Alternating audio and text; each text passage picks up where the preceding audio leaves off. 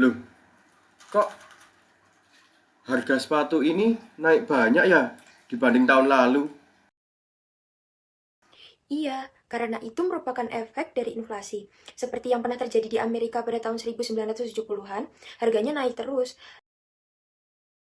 Tapi ada juga loh kasus sebaliknya di mana Jepang mengalami deflasi, lalu harga-harga malah turun. Deflasi kelihatannya enak, tapi bisa bikin ekonomi lesu loh. Lalu Indonesia bagaimana? Kita lebih sering terkena inflasi atau deflasi?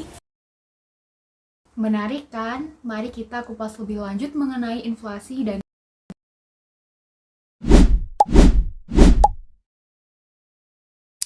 Di Amerika Serikat. Amerika Serikat salah satu ekonomi terbesar di dunia. Saat ini tengah menghadapi tingkat inflasi yang tergolong cukup tinggi. Lonjakan harga bahan baku dan energi telah menyebabkan peningkatan signifikan pada barang-barang kebutuhan pokok seperti beras, daging, serta minyak. Kenaikan harga-harga ini secara langsung mempengaruhi daya beli masyarakat, terutama bagi mereka yang bergantung pada pendapatan tetap. Sebagai respon terhadap situasi ini, pemerintah Amerika Serikat melakukan beberapa penanggulangan cara. Salah satunya ialah menaikkan suku bunga. Langkah ini bertujuan untuk menekankan konsumsi dan mengurangi tekanan inflasi. Selain itu, pemerintah Amerika Serikat juga melakukan beberapa upaya seperti menstabilkan anggaran negara serta memperbaiki keseimbangan fiskal. Bagaimana sih inflasi dapat mempengaruhi elastisitas permintaan barang kebutuhan pokok seperti beras dan minyak? Apakah permintaan untuk barang ini elastis atau inelastis? Barang kebutuhan pokok seperti beras, minyak termasuk barang inelastis karena tidak mudah digantikan. Kebutuhannya wajib terlepas dari naik atau turunnya harga, konsumen tetap membelinya meski harga naik. Dampak inflasi pada barang-barang tersebut adalah jika harga naik atau mengalami inflasi, permintaan tetap relatif stabil atau mengalami sedikit penurunan karena inelastis, tetapi daya belinya menurun. Akibatnya, masyarakat berpendapatan rendah paling terdampak karena pengeluaran untuk harga pokok makanan lebih besar proporsinya terhadap pendapatan. Yang kedua, ada apa dampak inflasi terhadap sektor-sektor yang menghasilkan barang-barang elastis dan inelastis. Barang elastis itu barang mewah, hiburan, dan barang substitusi. Elastisitas tinggi menyebabkan sangat sensitif terhadap harga. Inflasi, harga naik, permintaan turun drastis. Produsen barang elastis akan mengalami penurunan penjualan. Barang inelastis seperti beras, minyak goreng, atau obat, permintaannya tetap walaupun harga naik. Tapi jika inflasi sangat tinggi, bisa memicu substitusi. Misalnya, masyarakat mencari bahan pangan alternatif yang lebih mudah, seperti beras ke jagung. Yang ketiga, kebijakan moneter dan fiskal. Kebijakan moneter, kenaikan suku bunga mengurangi uang beredar, menekan konsumsi dan investasi, lalu inflasi terkendali tapi beresiko memperlambat ekonomi dan membebani masyarakat berpenghasilan rendah. Lalu kebijakan fiskal, subsidi dan pengurangan pajak barang pokok menjaga daya beli. Investasi pemerintah di sektor produktif menstabilkan pasokan dan harga. Yang keempat, elastisitas permintaan barang pokok dan inflasi. Barang pokok bersifat inelastis, tapi daya beli masyarakat tetap tertekan. Pemerintah harus menjaga pasokan agar harga tidak melonjak. Jika pengeluaran untuk barang pokok meningkat, konsumsi barang lain menurun, dan itu bisa memperlambat ekonomi. Lalu yang kelima, ada efektivitas kenaikan suku bunga dalam menekan inflasi. Kenaikan suku bunga efektif mengendalikan inflasi, tetapi jika terlalu tinggi bisa berdampak negatif, seperti kredit mahal, investasi dan konsumsi turun, UMKM terdampak, pengangguran bisa meningkat, daya beli masyarakat berpenghasilan rendah juga melemah. Lalu solusinya kombinasi kenaikan suku bunga dengan subsidi dan bantuan langsung untuk masyarakat rentan. Pengaruh inflasi terhadap sektor industri yang menghasilkan barang-barang elastis seperti barang mewah dan juga barang substitusi. Yang pertama itu harga naik yang mengakibatkan permintaan menurun. Lalu yang kedua itu sektor seperti otomotif, elektronik, dan juga pariwisata terpukul. Dan yang ketiga itu konsumen lebih memilih mencari barang substitusi yang lebih murah, kayak misalnya mengganti daging sapi dengan daging ayam. Deflasi, yaitu lawan dari inflasi. Ketika inflasi terjadi karena harga barang naik secara terus-menerus, deflasi ialah kondisi ekonomi di mana harga barang dan jasa mengalami penurunan secara umum. Di Jepang sendiri, meskipun harga-harga menjadi lebih terjangkau, permintaan negara tersebut tergolong relatif menurun, di mana banyak masyarakat merasa khawatir akan prospek ekonomi masa depan mereka. Selain itu, penurunan daya beli konsumen turut memperburuk situasi, menyebabkan banyak produsen dan pelaku usaha kesulitan untuk mempertahankan tingkat produksi yang optimal.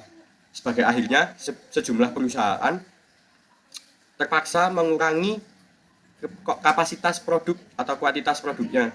Mereka atau bahkan beberapa produsen itu menutup operasi secara sementara.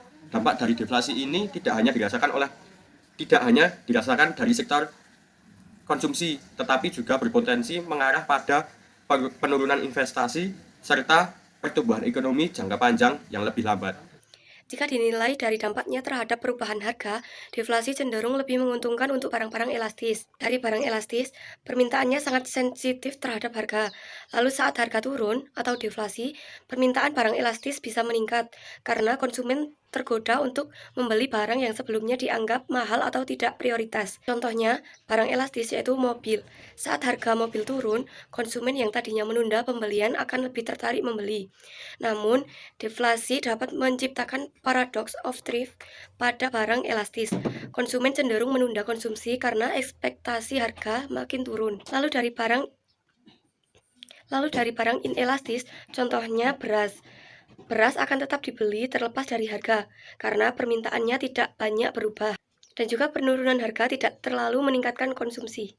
Deflasi dapat mempengaruhi produsen yang menghasilkan barang-barang elastis dibandingkan dengan produsen barang inelastis. Yaitu ada produsen barang elastis yang pertama bisa mengalami peningkatan atau harga turun, konsumen menjadi lebih bisa untuk membeli barang tersebut. Yang kedua, permintaan tetap rendah. Yang ketiga, margin keuntungan bisa turun, harga jual turun, sementara biaya produksi belum turun.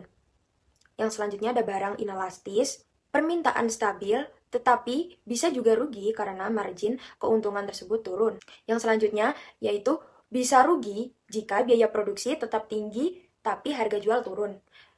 Yang selanjutnya yaitu pembahasan mengenai hal yang harus dilakukan pemerintah untuk menghindari resesi akibat deflasi terutama dalam sektor-sektor yang memproduksi barang elastis.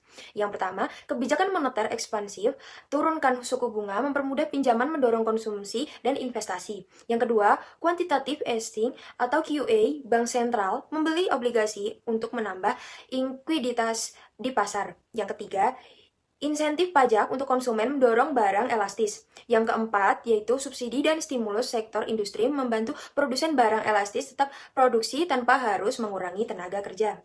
Meningkatkan konsumen dengan menjaga stabilitas ekonomi dan memberikan jaminan sosial. Yang berikutnya yaitu deflasi juga menguntungkan bagi sektor barang yang elastis. Selain itu, perubahan harga juga dapat mempengaruhi konsumsi barang-barang tersebut. Secara teori, deflasi bisa meningkatkan konsumsi barang elastis karena harga lebih rendah namun bisa berdampak negatif juga. Yang pertama, ketika deflasi terjadi bersamaan dengan ketidakpastian ekonomi dan daya beli lemah, harga turun, konsumen cenderung menunda pembelian meskipun paradox of thrift. Yang kedua, produsen tetap rugi karena keuntungan per unit menurun, biaya produksi bisa stagnan, dan volume penjualan belum tentu naik signifikan. Selanjutnya, produsen barang inelastis lebih mampu bertahan dalam kondisi deflasi karena permintaan tetap stabil. Meskipun harga turun, namun mereka tetap menghadapi tantangan berupa keuangan yang menipis. Untuk bertahan, mereka biasanya fokus pada efisiensi produksi guna menekan biaya serta melakukan diversifikasi produk agar dapat menjangkau lebih banyak konsumen serta fleksibilitas harga. Selain itu, produsen barang elastis lebih terdampak karena masyarakat cenderung menunda pembelian barang non-esensial seperti yang sudah dijelaskan sebelumnya. Selanjutnya, berkaca dari negara Jepang, pemerintah Jepang menangani deflasi dengan menjaga suku bunga rendah melalui Bank of Japan atau BOJ untuk mendorong investasi serta mengalokasikan anggaran tambahan guna menstabilkan harga dan meningkatkan permintaan domestik. Namun ada langkah-langkah yang dapat diambil oleh pemerintah untuk mengatasi deflasi dan mencegah terjadinya resesi ekonomi di Jepang, seperti menurunkan suku bunga sehingga meningkatkan pinjaman dan belanja, quantitative easing dengan menambah jumlah uang beredar, meningkatkan pengeluaran pemerintah seperti dengan proyek infrastruktur, subsidi, bantuan sosial, menaikkan upah minimum agar daya beli masyarakat meningkat dan konsumsi tidak menurun drastis, dan juga insentif untuk sektor swasta sehingga pajak lebih rendah atau subsidi untuk UMKM dan industri strategis agar tetap bisa berkembang.